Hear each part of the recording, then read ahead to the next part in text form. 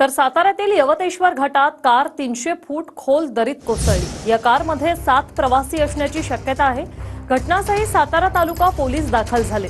Chhatrapati Shivendra Raje rescue टीमच्या मदतीने या जखमींना बाहेर काढण्याचं काम सुरू आहे।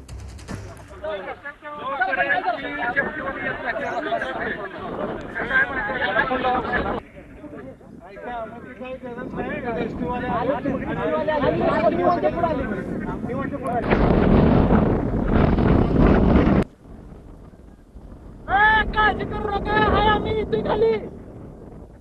काळजी करू नका, वर याचा प्रयत्न करू नका, थांबा, वर येऊ नका।